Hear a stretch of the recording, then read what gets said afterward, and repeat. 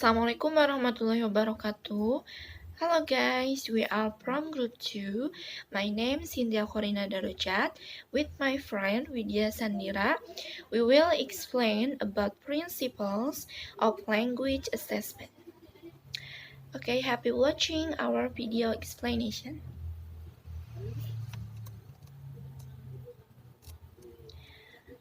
Okay guys, do you know what is assessment? Assessment is one component of teaching and activities. By doing assessment, teachers can hopefully gain information about every aspect of their students, especially their achievement.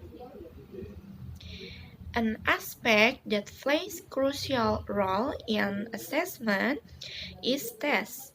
A good test is constructed by considering the principle of language assessment. They are practicality, validity, reliability, authenticity, and aspect. Hi, I'm Widya Shandira M. I'd like to explain about practicality. An effective test is practical. It means it's not excessively expensive, stays within appropriate time constraint, is relatively easy to administer, has a scoring or evaluation procedure that is specific and time efficient. So, practicality in assessment means that the test is easy to design, easy to administer, and easy to score. Hi, this part also will be delivered by me, Widya Shandira M. Validity. Validity is the extent to which inferences made from assessment results are appropriate, meaningful, and useful in terms of the purpose of the assessment. Things that being concerned in validity is the measurement of on several different kinds of evidence. Okay, we will look at these 5 types of evidence. Here are the first of 5 several kinds of evidence is content-related evidence. If a test actually samples the subject matter about which conclusions are to be drawn, and if it requires the test takers to perform the behavior that is being measured, it can claim content-related evidence of validity, often popularly referred to as content validity. Then, the second one is criterion-related evidence. A second form of evidence of the validity of a test may be found in what is called criterion-related evidence. It also referred to as criterion-related validity. The third one is construct-related evidence, a third kind of evidence that can support validity, but one that does not play as a large role for classroom teachers, is construct-related validity, commonly referred to as construct validity. The fourth one is consequential validity. Consequential validity encompasses all the consequences of a test, including such consideration as its accuracy in measuring intended criteria. And well, the last one is phase validity. An important facet of consequential validity is the extent to which students view the assessment as fair, relevant, and useful for improving learning. The next discussion is about reliability, authenticity, and aspect.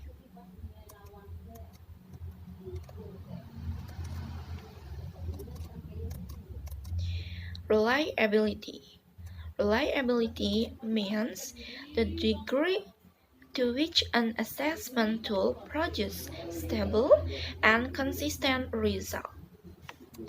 A reliable test is consistent and defendable. A test reliable if you give the same test to the same students or match students on two different occasions. The test should yield similar results. And reliability falls into four kinds.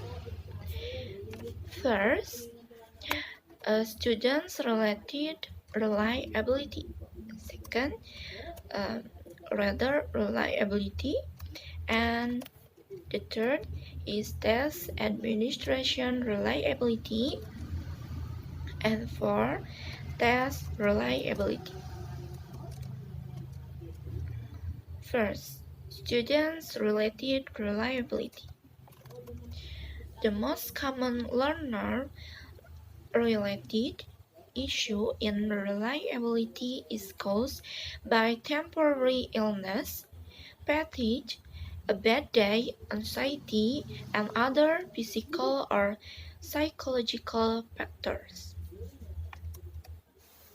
Next, radar reliability. This kind of radar reliability fall into two categories. First is inter-radar reliability. Um, it occurs when two or more scores yield inconsistent scores of the same test factors because lack of attention to scoring criteria, inexperience, inattention, or even biases. And the second, intra-radar reliability.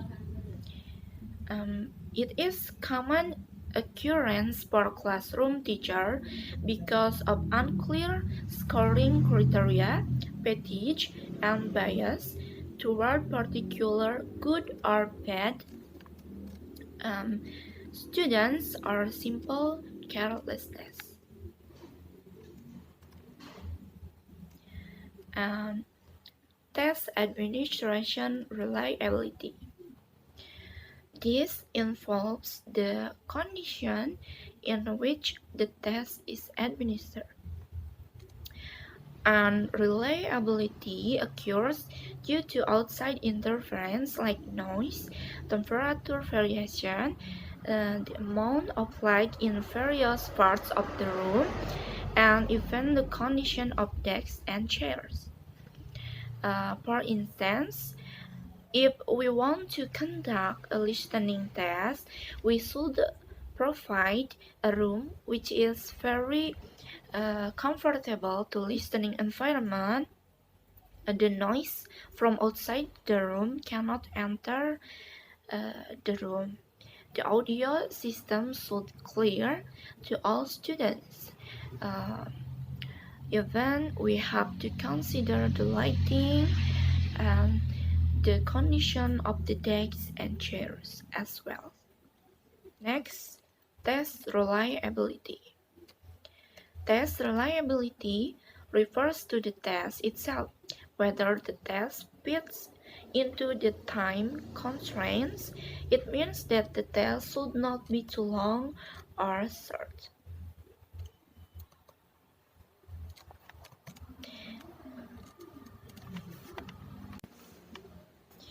And the items of the test should be crystal clear that it will not end with ambiguity.